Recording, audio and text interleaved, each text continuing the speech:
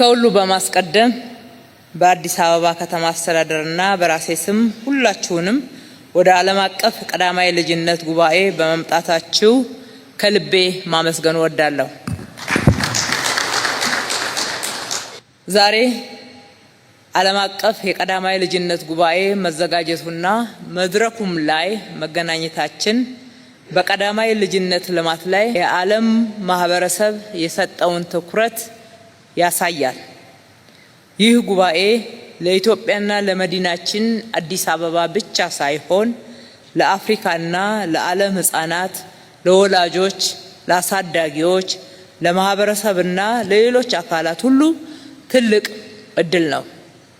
አዲስ አበባ እንደ ዓለም የዲፕሎማሲ ማዕከልነቷ የተለያዩ ሀገሮችን የምታገናኝ መዲና በመሆኗና የአፍሪካም የፖለቲካል ዋና ከተማ እንደመሆኗ በቀዳማይ ልጅነት ተምሳሌት የሆኑ ስራዎችንም በማከናወኗ ይህንን ዓለም አቀፍ ጉባኤ ማዘጋጀት እድል ስለተሰጣትም እጅግ አድርገን እናመሰግናለን።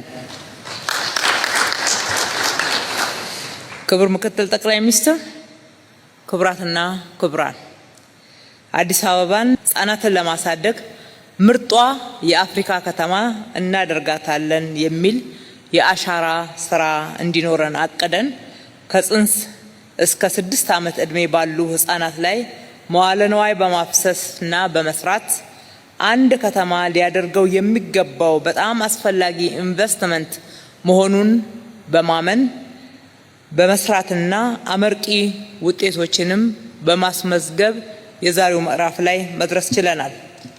ይህ መዋለ ንዋይ ማፍሰስ ለህፃናት ብቻ ሳይሆን ለቤተሰቦቻቸው በተለይም ለእናቶች፣ ለማህበረሰብ፣ ለሀገር ዘላቂ ልማት ወሳኝ ሚና አለው።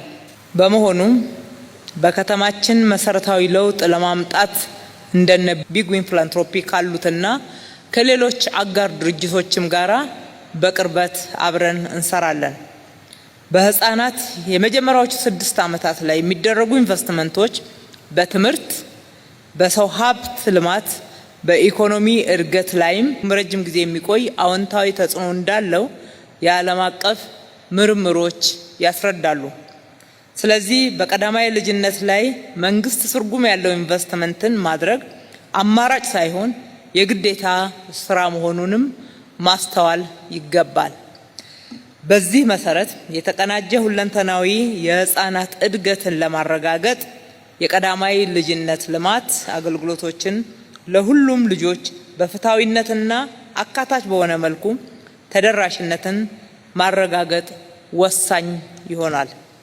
ስለዚህ አስፈላጊ መዋቅርና ብቃት ያላቸው ባለሙያዎችን ማፍራት፣ በመንግስት የሚደረግ የሀብት ምደባን ማሳደግ፣ የፕሮግራሙን ውጤታማነትና ዘላቂነት ለማረጋገጥ የክትትልና ግምገማ ስርዓትን በተዋረድ ማጠናከርም ያስፈልጋል።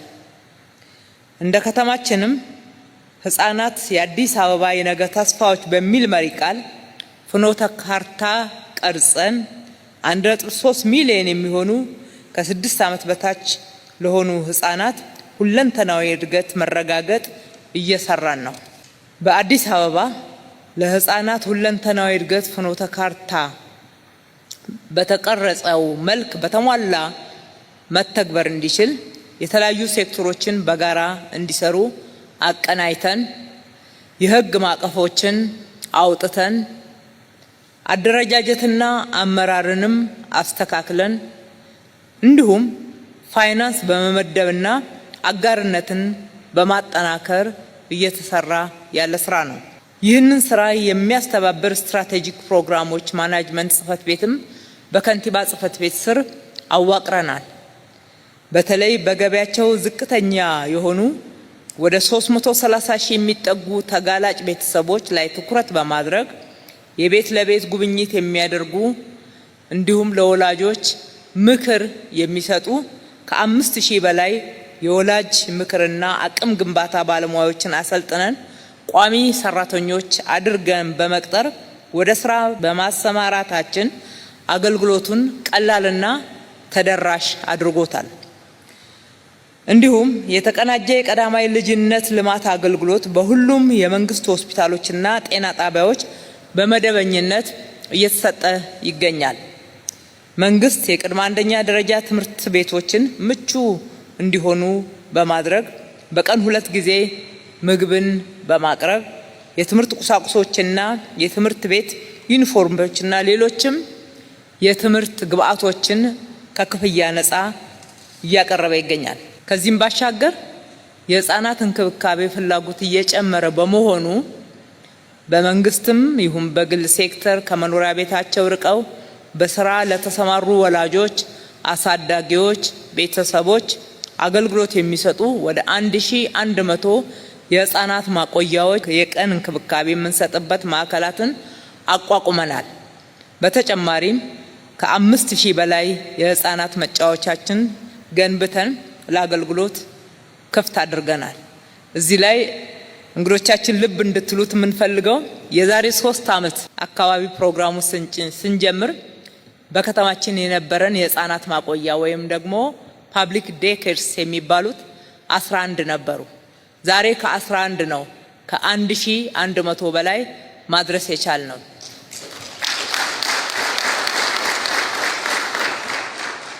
የህፃናት መጫወቻዎች በየቦታው የነበሩ 20 ነበሩ። ከ20 ተነስተን ነው ከ5000 በላይ ዛሬ ላይ ማድረስ የቻልነው። በእነዚህ ማዕከላት 7734 ህፃናትን የሚንከባከቡ ሞግዚቶች የስራ ዕድል ተፈጥሮላቸዋል።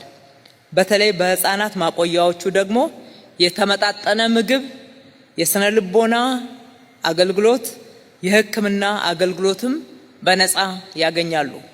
ይህ ባለፉት ዘመናት በሀገራችን ፈጽሞ ያልታሰበ ያልተለመደ አዲስ አገልግሎት ለህብረተሰባችን ያቀረብንበት እጅግም በጣም ደስ የተሰኘንበት ስራ ነው። በመሆኑም ይህንን ፕሮግራም በ2015 ስንጀምር በእድገት ወደ ኋላ የቀሩ የህፃናት መጠን ከነበሩበት 13 እጅ ዛሬ ላይ ወደ 10.9 እጅ ዝቅ ማድረግ ተችሏል። የአንደኛ ደረጃ ትምህርት ቤት ዝግጁነታቸውም ከነበረበት 49 እጅ ወደ 90 እጅ ከፍ ማድረግ ተችሏል። ክቡር ምክትል ጠቅላይ ሚኒስትር፣ ክቡራትና ክቡራን እንግዶቻችን፣ ለህፃናት የምትመች ከተማ ለሁላችንም ትመቻለች ብለን እናምናለን። ከተማችን ለነዋሪዎቿ በሁሉም ረገድ ምቹ እንድትሆን ጽዱና አረንጓዴ አመቺ የመኖሪያ ቤቶችና የመኖሪያ መንደሮችን በመገንባት የትራፊክ ፍሰትን ለማሻሻል በእግርና በብስክሌት ለመንቀሳቀስ አመቺ መሰረተ ልማቶችን በመዘርጋት የህፃናት መጫወቻዎችን ወደ ማህበረሰቡ ወደሚኖርበት አካባቢ የተጠጉ እንዲሆኑ በማድረግ ልዩ ልዩ ፓርኮችንም በመገንባት የስፖርት መሰረተ ልማቶችን በማስፋፋት የአየር ንብረት እንክብካቤ ጥበቃን በማሻሻል የወንዝ ልማት ዳርቻን በማስፋትና በማጽዳት በአጠቃላይ ከተማችንን ስር ነቀል በሆነ መልኩ የመለወጥ ተግባር ወይም የትራንስፎርሜሽን ስራዎች ከማንም በላይ ለህፃናት ጤናማና ምቹ አካባቢን ከመፍጠር አንፃር ወሳኝ ግብአቶች ናቸው። ይህ በዚህ እንዳለ አሁንም ገና ብዙ መስራት እንዳለብን እንረዳለን። ከዚህ ኮንፈረንስም ተጨማሪ ግብአቶችን፣ ትምህርቶችን ከናንተ እንደምናገኝ እንጠብቃለን። ምክንያቱም የተሻለ ውጤት የምናመጣው ስንማማርና በጋራ ስንሰራ ነው። አፍሪካ ችግር ብቻ የሚነገርባት ሳይሆን መፍትሄ የሚገኝባትም መፍትሄ የምታፈልቅ አህጉር እንደሆነችም ማሳየት እንሻለን። ይህ ኮንፈረንስ ከእውቀት ማጋራት ባሻገር ወደ ተግባር የሚያመራ እንዲሆን ተስፋ አለን። ዛሬ የምንወስናቸውና የምንፈጽማቸው ጉዳዮች የነገ ትውልድን እጣ ፈንታ ይወስናሉ። ተገቢ ኢንቨስትመንት የትውልዱ ጽኑ መሰረት የምንገነባበት ሲሆን ትኩረት ያለ መስጠት ደግሞ ከፍተኛ ዋጋ የሚያስወጣና ሊቃና የማይችል አሉታዊ ተጽዕኖም ያሳድራል። አዲስ አበባ ከተማ በዚህ ዘርፍ ያላትን ሚና በማጠናከር ሌሎች ከተሞቻችንና ክልሎቻችን ተሞክሮና ልምድ የምታጋራ በመሆኗ ደስተኞች ነን። በመሆኑም ለፕሮግራሙ ተግባራዊነት የበለጠ ለማሳለጥም እና ዘለቄታውን ለማረጋገጥ ያስችለን ዘንድ የአፍሪካ ቀዳማይ ልጅነት ልማት ማዕከልን አቋቁመናል። በተግባርም ማዕከሉ በአጭር ጊዜ ራሱን በማደራጀት ከአጋር አካላት ጋር በመተባበር ለ5 ክልሎች የቴክኒክ ድጋፍ እየሰጠ ይገኛል። ማዕከሉ የአዲስ አበባ ብቻ ሳይሆን የሀገራችንና እንደ ስሙ የአፍሪካ ልቀት ማዕከል መሆኑንም ማረጋገጥ እወዳለሁ። በመጨረሻም የቀዳማይ ልጅነት ልማት ስራ የአንድ ዘርፍ ስራ ብቻ አይደለም፣ የሁላችንም የጋራ ኃላፊነት እንጂ። ስለሆነም በመንግስትና በማህበረሰብ በቤተሰብ መካከል የሚኖር ጠንካራ ትብብር እንዲሁም ከልማት አጋሮቻችን ጋር ተቀራርቦ አብሮ መስራት፣ ለህፃናት ምቹ አካባቢ መፍጠር አጠናክረን በጋራ እንቀጥል እላለሁ። ይህ ጉባኤ ውጤታማ ውይይቶችን፣ ጠንካራ አጋርነትን እና ተግባራዊ ውጤቶችን እንዲያመጣ እየተመኘው እንግዶቻችን በአዲስ አበባ በምታደርጉት ቆይታ የአዲስ አበባን የኢትዮጵያን ባህል የሚዘክሩ የተለያዩ ታሪኮችንና መስህብ ያላቸው ስፍራዎችን እንድታዩ እንድትጎበኙ ልጋብዛችሁ እወዳለሁ። ቆይታችሁም የተሳካ እንደሚሆን እምነት አለኝ። በድጋሚ እንኳን ደህና መጣችሁ። እጅግ አድርጌ አመሰግናለሁ።